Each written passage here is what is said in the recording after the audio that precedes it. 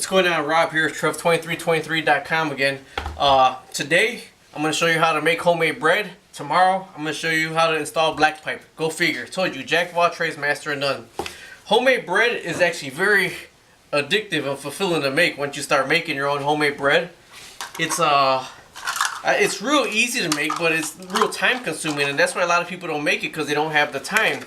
But I got dinner on right now for my wife. I got cream of celery with pork chops in the slow cooker that I'm making right now. And I think what complements it really good is homemade bread. So I have about 3 hours to go, so I'm going to be pushing it here to go ahead and make the bread. But you're going to need some flour, some salt, some sugar, and some. I'm using lard today, but you could also use butter, oil, extra virgin olive oil. But I'm using lard because I like the way the lard tastes in it. I don't know. So you're going to need the sugar, about 3 cups of flour and the sugar. And what you're going to do is mix all the dry ingredients together first. It calls for about 3 tablespoons of yeast. Right here, this is about, each package is about a 1/4 tablespoon. So this is 3/4 of a tablespoon of yeast. But from one of my other hobbies I have some extra yeast here that I keep in the refrigerator. So I'm going to incorporate that into it. But what you're going to need to do is you're going to need to mix all the dry ingredients together.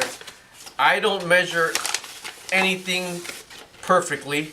I kind of eyeball everything. So bear with me here. People are like, oh, what are you doing? I kind of eyeball everything. You know, I guess you could say it won't come out everything all the same time, but it kind of got its similar uniformity to what it comes out to. Salt you don't want too much. You probably want a teaspoon of salt. That's all the flour in there. It's about 3 cups, maybe 3.5 cups of flour. I'm going to put in a teaspoon of salt. I'm going to put in, where's my sugar? I'm going to put in about maybe 2 tablespoons of sugar. You don't have to really use the sugar. A lot of people, I guess, can't eat the sugar, but I like the way it tastes with the sugar. So I put a little bit of sugar in it. And then, like I said, each bag is about a quarter teaspoon of yeast. Here's one thing with the yeast. The yeast actually eats the sugar to stay alive. And the dry yeast right here isn't alive yet. I'm going to eyeball this one here. I'm going to stay with the 2 of them.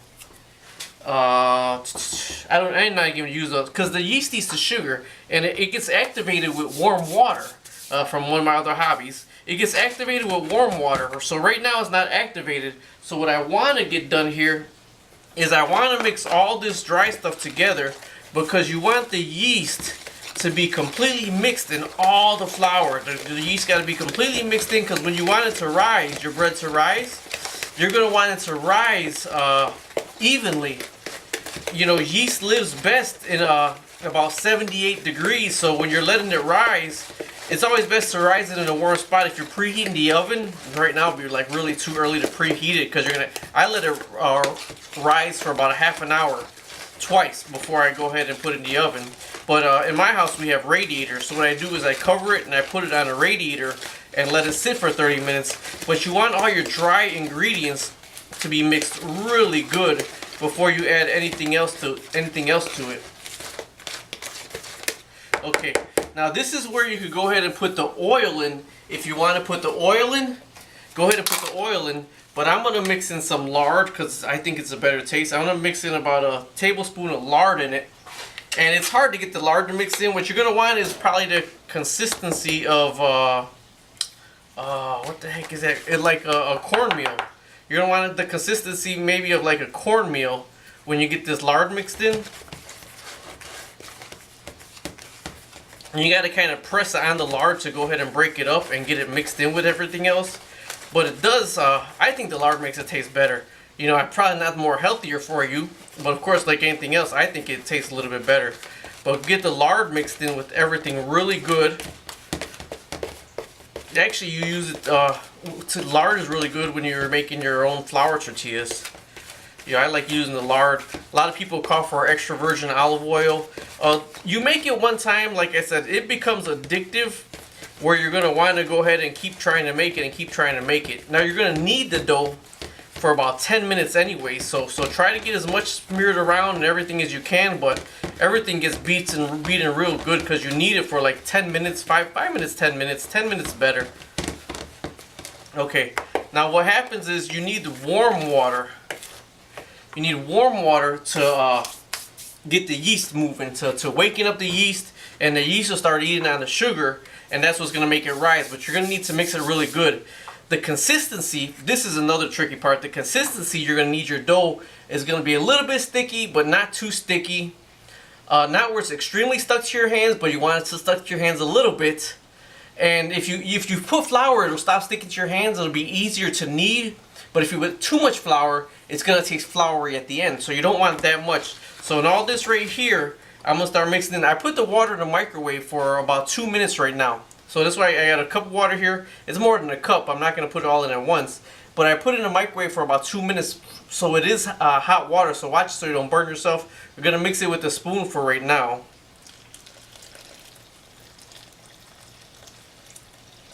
And that maybe is about a cup of water. And you have flour on the side also, because if you add too much water or you add too much flour, you could go ahead and make it from there. This is mainly the simplest thing to make. I mean, you really can't mess it up. It's either going to be too floury. That's probably about all you go for. If if it's too sticky, you keep adding flour to not have it as sticky, and then it gets too floury. Yeah, put a little bit more water in there. And then don't try to stick your hand in there, because man, this thing is like paper mache. It'll be all over your hands and you won't be able to get your hands out of there. You have to go upstairs and wash your hands. Seems like that's enough water. And now all you do is you just keep mixing it. I had the spoon backwards, and you keep mixing it, and the flour will get absorbed in there. And eventually it's going to come into a ball. But if you have the money for one of those KitchenAid mixers, you go ahead and just put your ingredients in the KitchenAid mixer, and it'll go ahead and do all this for you. You just put it on and put it beat, and then you walk away and you come back and you got a beautiful bread ball. But this is for the people that don't have a KitchenAid mixer. You can still make your own bread, and you can make it by hand. And as you see, I'm just using a tablespoon. That's all I'm using to mix the bread right now. You want to get everything mixed in there. You want to get it's important to get the yeast mixed in everything. And like I said, the sugar actually eats the yeast. So it kind of helps the yeast to stay alive.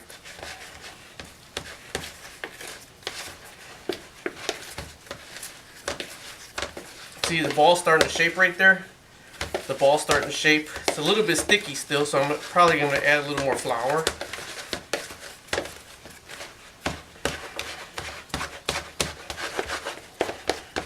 And it's going to be beaten for about 10 minutes. So after I get a kind of a ball shape here, I'm going to go ahead and show you how you don't put too much flour, just little by little.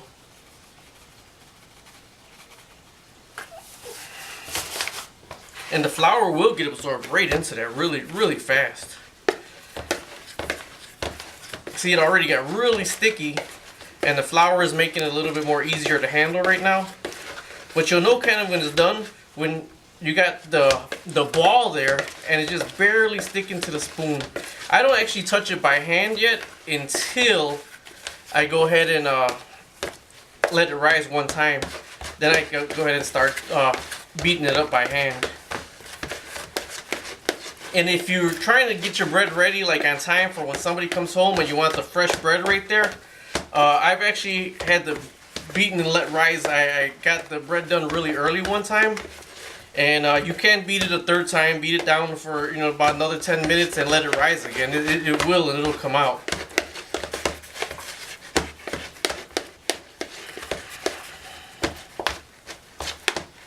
Okay, a little more flour.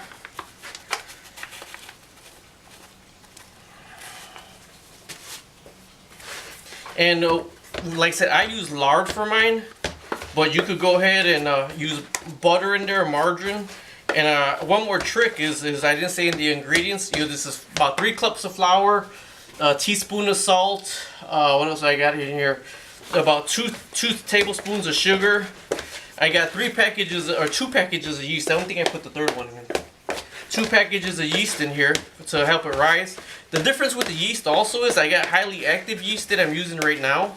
I'll show you the difference in about 30 minutes after it rises. There's also fast rise yeast, and it says you could let it rise for 15 minutes only if you use fast rise yeast. It says the bread will be risen in 15 minutes, but I always let mine rise for 30 minutes. And like I said, you have to let it rise in a warm spot. If it's cold, it will not rise. It won't rise if it's cold.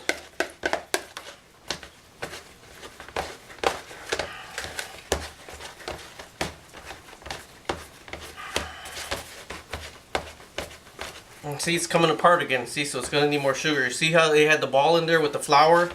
And then the more you beat it, the more you get together, it starts to break down again. So I'm going to add flour one more time, probably, and get the ball shape. And then I'm going to let it rise.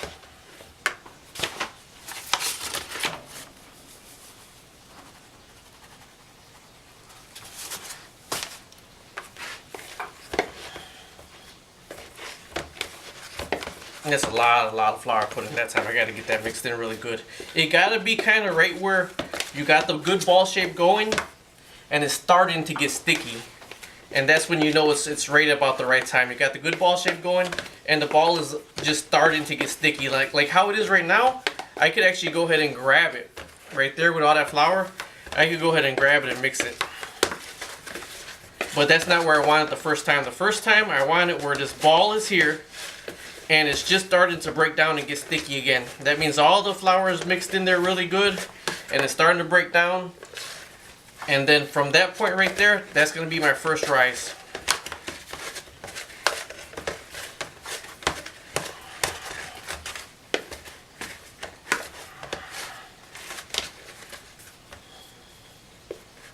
Okay, there it is right there. See? It's just starting to get sticky again. So what I'm going to do now is I'm going to go ahead and get I don't got one down here. I'm going to get a clean dish towel, and you just cover it with a clean dish towel and you put it in a warm spot. If you're preheating the oven, you could put it right by the oven when you're preheating the oven. This right here is going to go on a radiator and sit on a radiator for about 30 minutes. So I'll see you in about 30 minutes. Alright, bye.